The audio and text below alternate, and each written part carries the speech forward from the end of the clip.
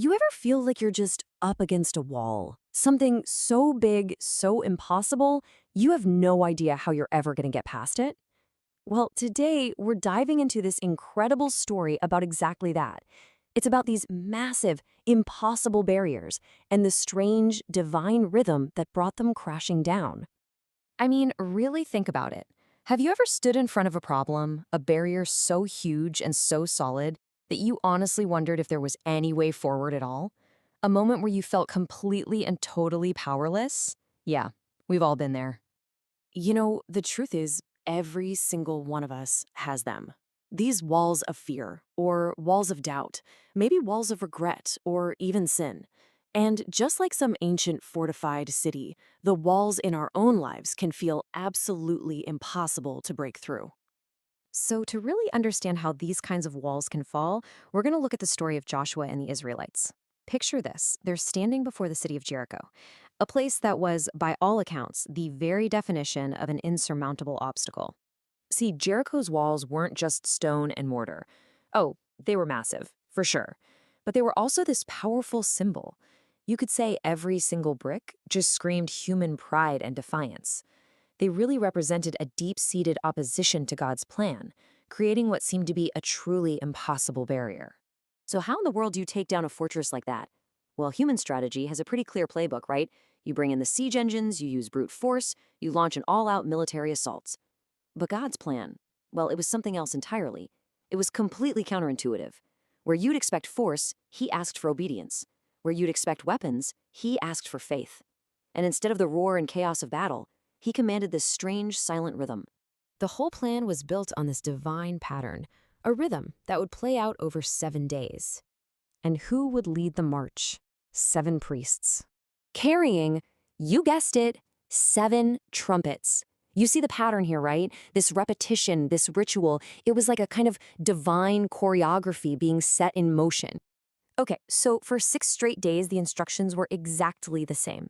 March around the city once, in complete silence, and then just go back to camp. Can you imagine the tension, the waiting, the sheer deafening silence? I mean, nothing was happening that they could see, yet they kept marching. This was this profound test of trust, a slow, quiet build towards that final climactic day. And let's think about the people in this story for a second.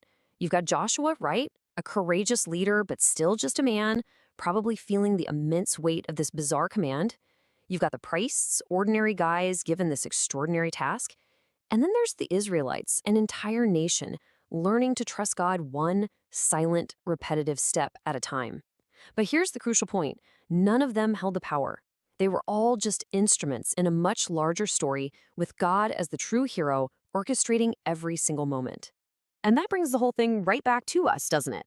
What are the walls standing in your life right now? What are your Jerichos that feel so completely immovable? These modern walls, they can take so many forms. For some of us, it's a towering wall of fear or anxiety. For others, it's the prison of addiction. It could be a wall of shame from past mistakes, or that painful barrier of a broken relationship. These are the strongholds that can feel just as unconquerable as ancient Jericho ever did. So, on that 7th day, after they circled the city 7 times, the priests blew the trumpets, the people let out a great shout, and the walls, they came crashing down. Just like that.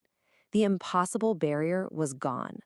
So what does this all mean? What's the big takeaway here? This story just brilliantly illustrates a deep spiritual truth.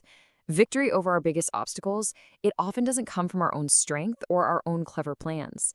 It comes through simple obedience, active faith, and trusting in God's perfect divine timing. What that city of Jericho really represented was a spiritual stronghold, and that's a really key concept for us to grasp.